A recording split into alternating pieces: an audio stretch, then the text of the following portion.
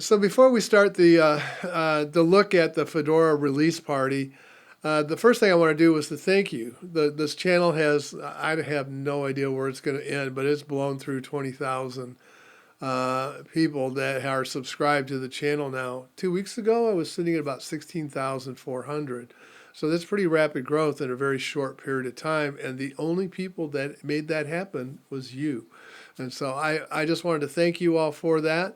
I really do appreciate the fact that you find the channel useful, and that you come back and you watch the videos again, the new ones that come out at least. So with that, let's go take a look at the Fedora release party that was held on November 4th and 5th of 2022.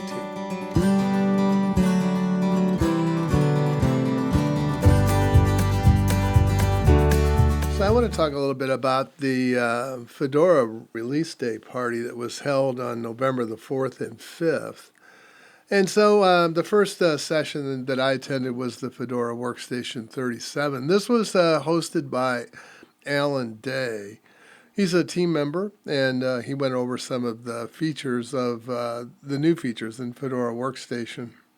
The first thing he was talking about was the quick what they call the pre-quick settings, which are the ones that appear on the top right when you drop down the menu. So these were originally called the system status, and there's a number of things in here like the interactive screenshot.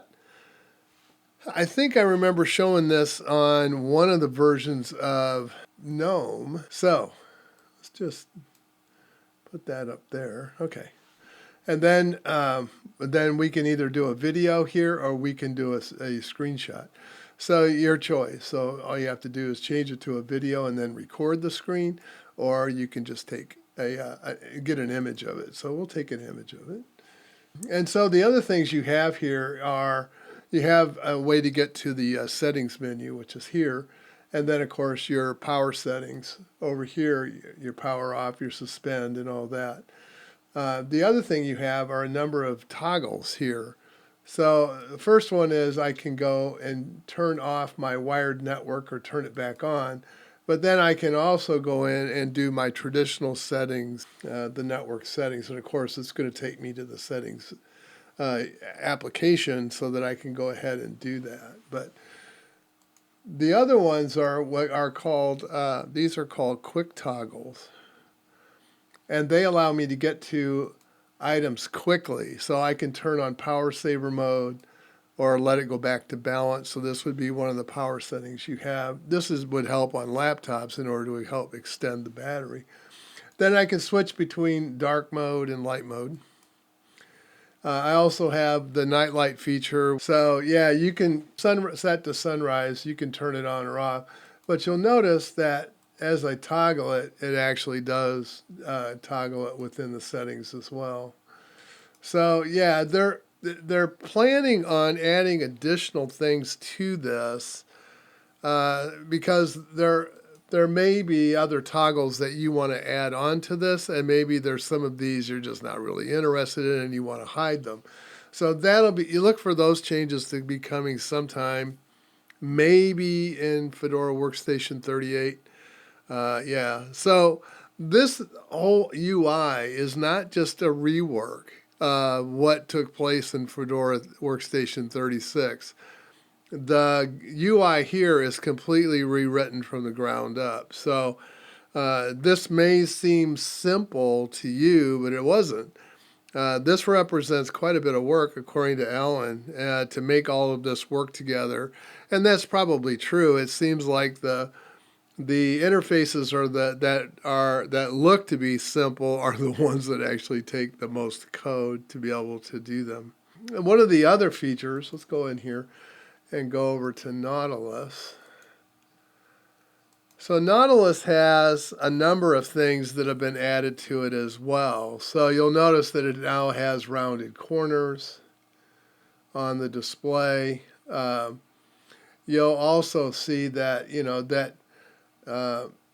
you have some sorting options here, which may be a little bit different. So yeah, I can reverse sort. I can bring it up in list view. I can make it make the icons larger or smaller. Yeah, so let's go into list view and see what we get here. So you can set which columns in addition to the ones that are displaying that you might want. Maybe I want the file type, maybe the owner and group and the permissions if I want to see that. Now this only sets it for the particular folder you're in, because you'll notice that it resets back, but if I go back out, I see the here. So this is a little strange in that it doesn't inherit. You know, I would think that, to me, this is a little weird. I mean, I would think that this should inherit what was in the parent folder, right? But it does not.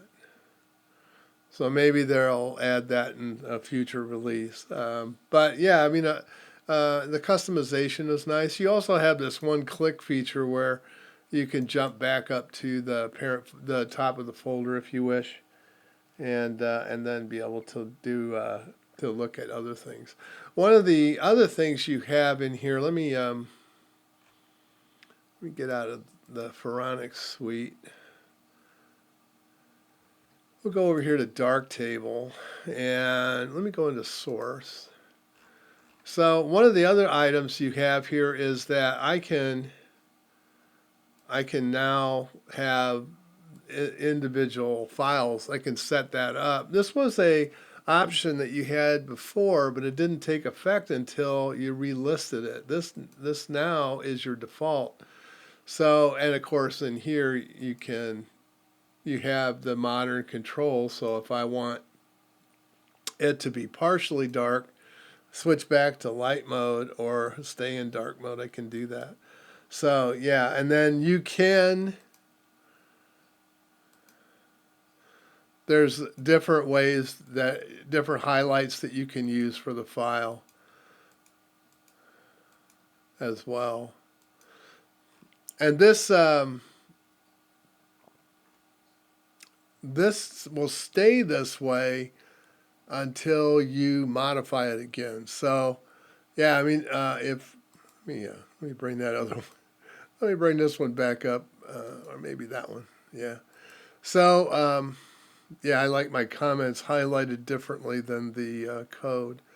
So yeah, the other thing you have is that you can dock the Nautilus to either side. So I don't know if they're acting like that is a new feature, but I don't think so. So you have so the window for the files is adaptable and adjusts the file display according to the width and the height of the window. One of the other the third feature that Alan talked about, I can't show in this one because it does not show up in the virtual machine. But if you come down here to privacy, you'll have a new entry for device security. And device security is this is a first for Fedora. They're adding this feature to provide information and features so that you know that the firmware that is being supplied for your various devices has been signed properly. And that is supposed to help counter, the trend right now is to have malware attack the firmware and then gain entry to your system that way. So this is an attempt to try to thwart that.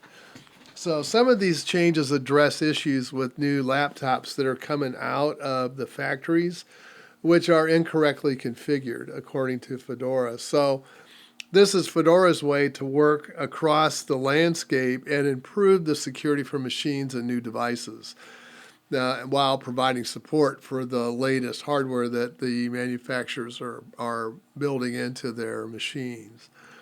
The panel also includes security levels, which indicate the security tests that have been run on the device. These levels change from device to device and help represent which tests are being performed. Each test will indicate which tests have been performed and whether the expected result is valid or not.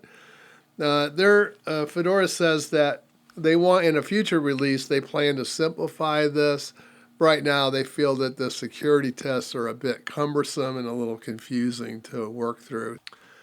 One of the other presentations was Lenovo's use of Fedora.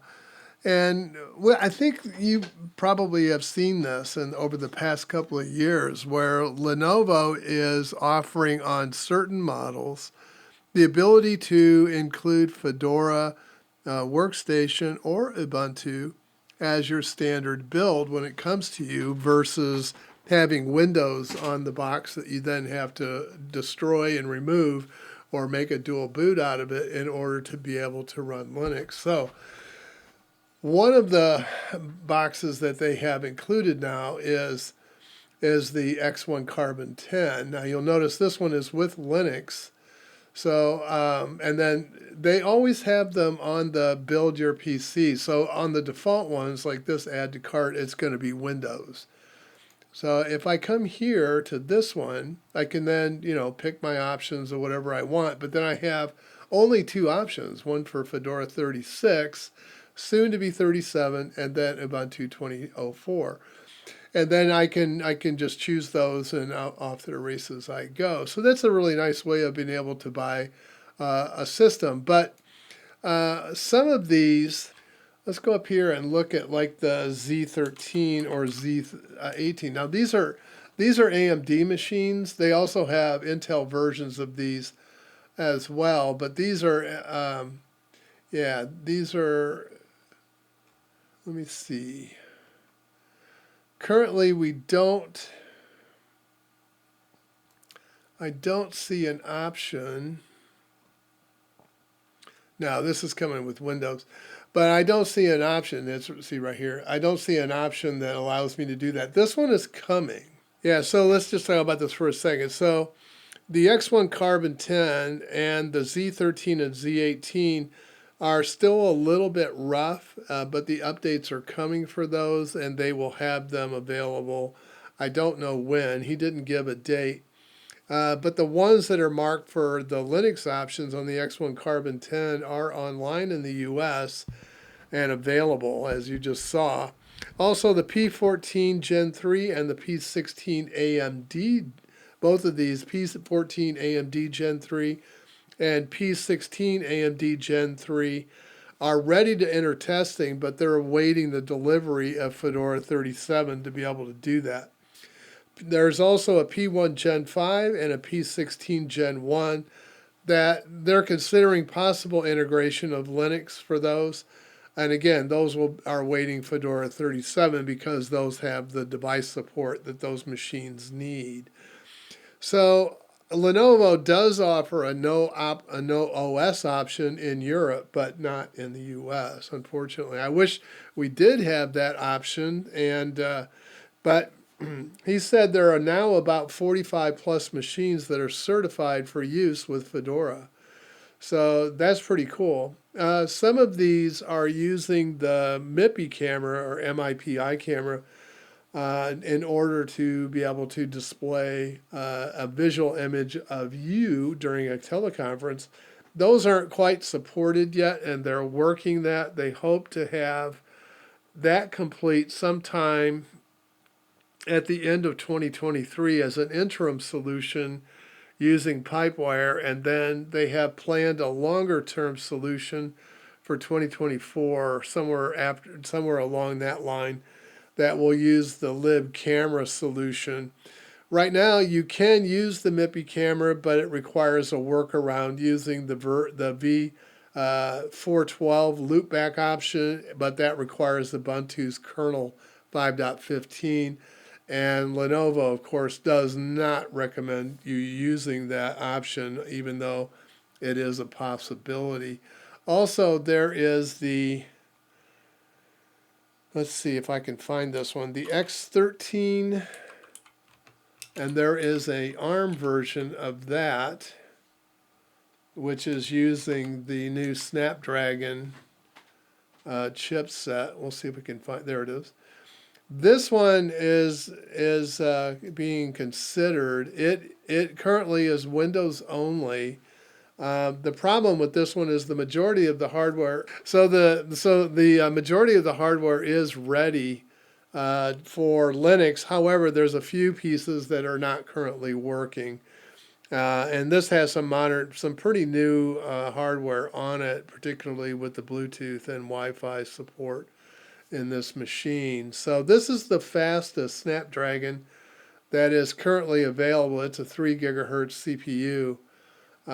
Yeah, so that the Lenovo people are requesting support from the open source community to help move this project along and get the hardware support squared away. So, but Lenovo is also looking at other distributions for this platform as well.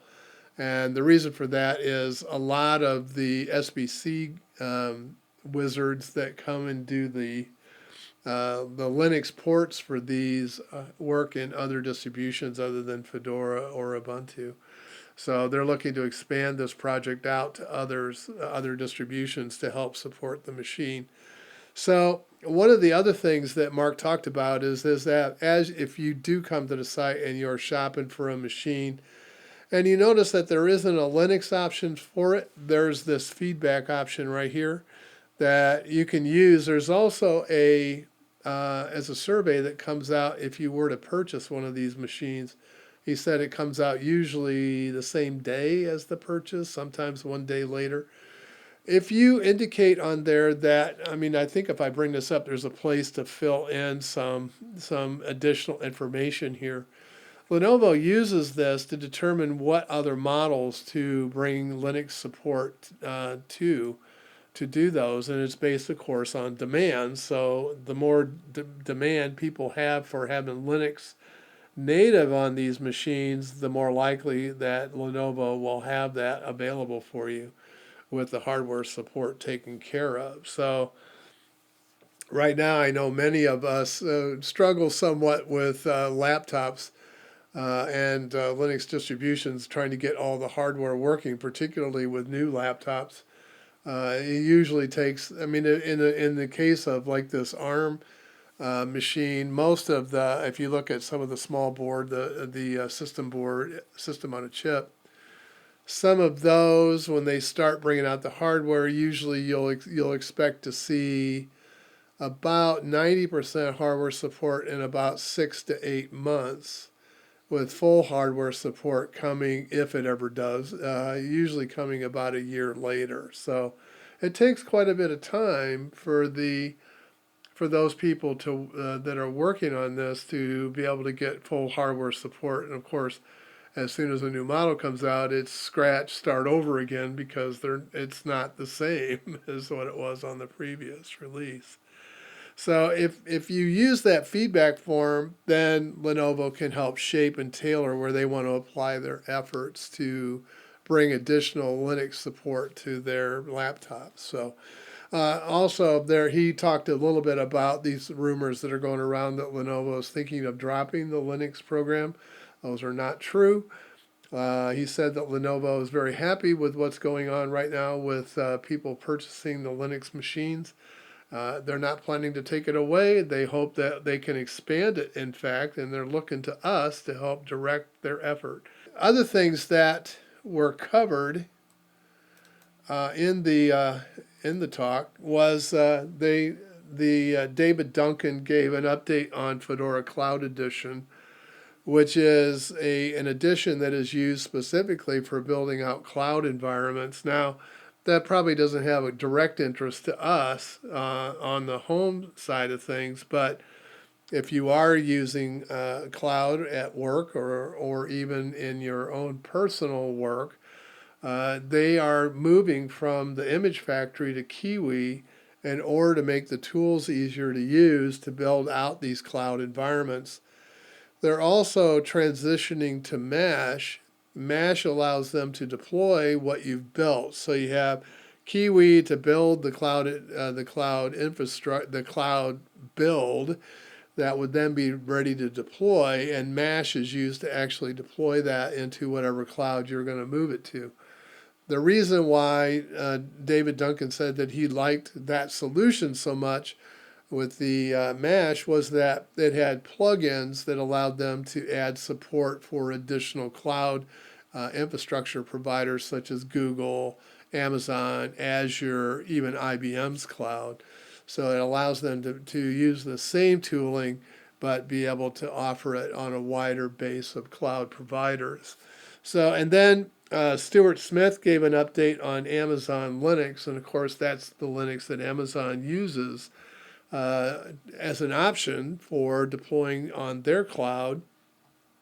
He talked a little bit about how Fedora Linux is upstream from Amazon Linux, and it uses a lot of the pieces from both Fedora and CentOS streams today.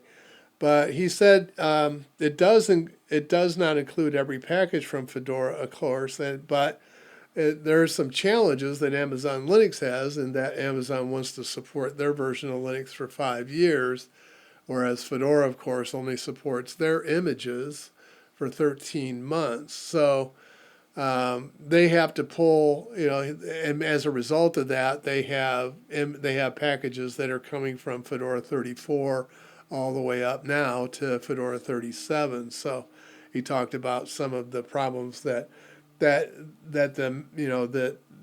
difference in the length of support time. And there was some questions about, well, why don't you just use CentOS Stream or pull from RHEL? And he said, well, they started out with CentOS Stream not being a product that they could pull from. It didn't exist at the time they built Amazon Linux, and so they've already built in their tooling. They already had the infrastructure support around that device, and it would be very difficult and expensive for them to change now. So, yeah, I can certainly understand that. And he talked a little bit about adding additional support to the Graviton 2. Apparently, Amazon is expanding that support, and Graviton 2 is the ARM-based servers.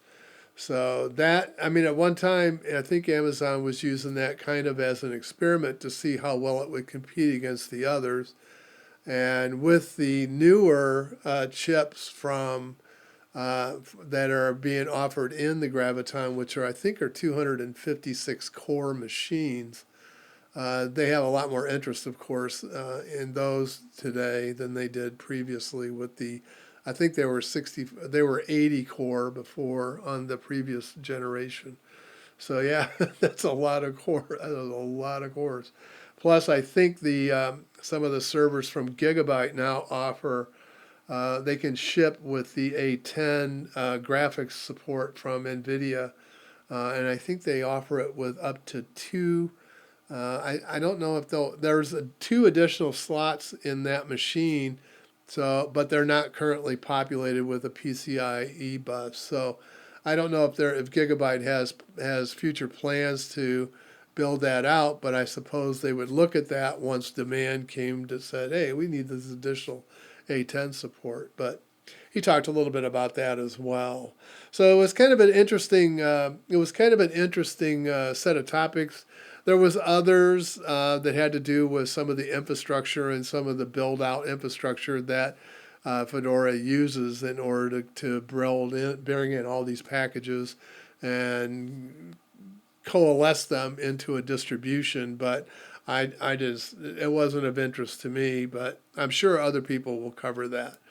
So just a recap, what I will do is that when I'm reviewing Fedora Workstation 37, I'll either video that hardware side so that we can see the security, the device security levels that are in the system. I'll probably have to use the Lenovo X1 Extreme because it has probably the best support right now for Linux of any of the systems that I have. So that probably is going to be the best way to showcase things off. I hope you enjoyed this today. There was other talks on different parts of the system that didn't interest me too much, but so I'm sure that other YouTubers will cover those. But anyway, this is my contribution for today. Hope you enjoyed this video, and if you did, as always, please like and subscribe, and hope to see you again very soon. Bye for now.